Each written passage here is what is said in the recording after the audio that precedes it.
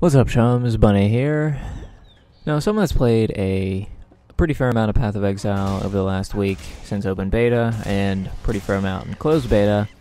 Turns out there's still a ton of things that I don't even know about the game. And I was trolling on the Reddits a little bit, and I came across a gigantic wall of text that explains literally every single mechanic within the game. So for this video, I'm just going to go through a bunch of stuff that I found important, that was in that wall of text, so that you guys don't have to read it, because ratings were fucking losers. So it turns out up until I read the post, I wasn't really using the flasks completely properly. Because I only play hardcore, when I would take a ton of damage, I would just spam my flasks over and over again and just, hope for the best. Thinking, with the idea behind that being that I'm going to get more healing from doing that. That is not actually the case at all. So, for anybody that plays League of Legends, you'll have an idea of what I'm talking about here, but the way the flask works is that it's a channel overtime effect, and in other words, if you spam, you have, say on your 1 and 2 key, you have 2 health potions. If you spam both of those keys over and over again, they're going to queue.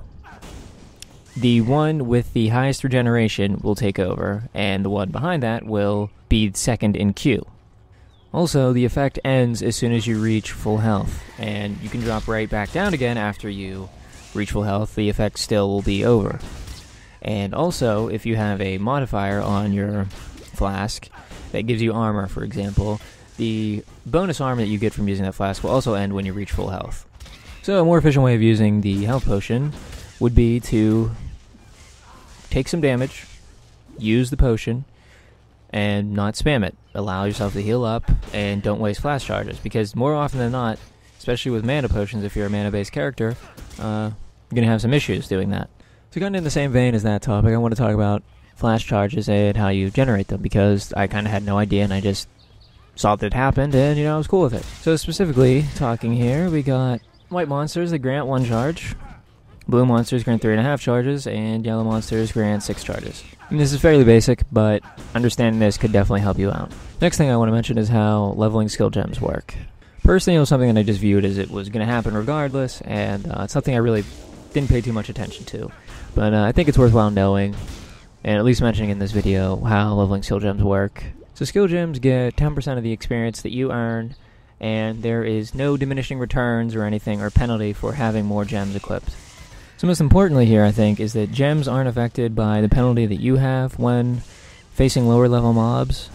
So that could be beneficial if you just get a new skill gem. You can just hurry up and run a, say, Act 1 normal farming route and level up a skill gem really quick so that it's on par with the rest of your gems. Speaking of this diminishing returns or XP penalty for killing mobs that are too low a level, kind of had no idea what that point was, or even if it was just a certain set amount of levels, or if it was, some kind of weird mathematical formula. So in this wall of text that I found, there is an exact indication of when that point is. So it's something that's called the effective difference. So this safe zone, so to speak, where there is no XP penalty for killing the mobs in the area, is calculated by 3 plus 1 for every 16 levels your character has. So for example, say your character is level 32, so your effective area would be, your safe zone would be 3 plus 2, which is 5, so the monster level range where you would receive no experience penalty would be from levels 37, being on the high end, 27.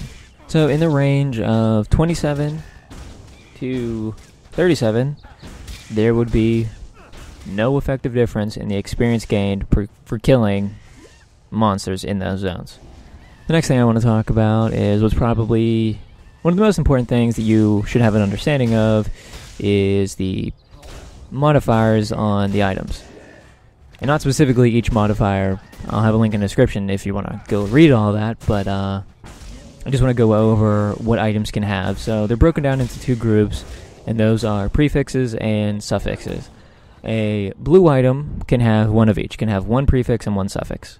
Rare items, on the other hand, can have a maximum of 6 modifiers. And that can be a mix of prefixes and suffixes. It's unknown if there's a cap on the amount of suffixes that you can have or a cap on the amount of prefixes that you can have, but we just know that you can have a maximum of 6. You have a 1 in 12 chance of getting 6 modifiers. A 4 in 12 chance at getting 5, and a 7 in 12 chance at getting 4. And to wrap this video up, I want to tell a little story about what happened to me yesterday. This is especially for those of you who are playing hardcore. I learned the most expensive lesson I have learned in my time with Path of Exile so far. So you notice in the background you're not seeing my Marauder any longer, you're seeing my Lightning Strike Templar. And there's reasons for that. My Marauder died yesterday. He died because of... It's not a bug. It's something that the devs have acknowledged as being unfair. He died in a... You ready for it? A lag spike. My level 52 Marauder, number like 400 on the ladder, died in a lag spike yesterday. Not just any kind of lag spike.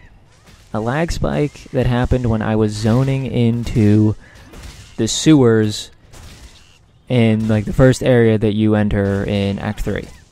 What I saw was a loading screen logging into the sewers. That was no problem. I DC'd. Upon logging back in, it said that my character is no longer in this league, and he was moved to default league. So I did some research, and after I calmed down, of course, that there's this 5-second latency window where if you don't respond within a 5-second time period, it automatically DCs you to protect you from stuff like that happening. And turns out the 5 seconds was too long, and I died. So the moral of this story is to avoid hardcore character deaths that aren't your fault. Do not, under any circumstance, use a portal or zone into an area with mobs right on top of it. There's a pretty good chance that you're going to get caught and you're going to die, and not even see yourself die. Don't get it twisted, I'm not crying about this. I understand that it's beta, and the devs have been quick with every other issue that they've handled, and I think that since they have acknowledged that it's something that they want to work on and fix, and that Diablo 3 still has this issue over its entire lifespan, I have high hopes that grinding gear games will definitely fix this issue. But until next time, friends, I hope this video was helpful in some way. I know it lagged on a little bit. I hope you made it through, especially for my little story that I told you guys. Catch you guys tomorrow.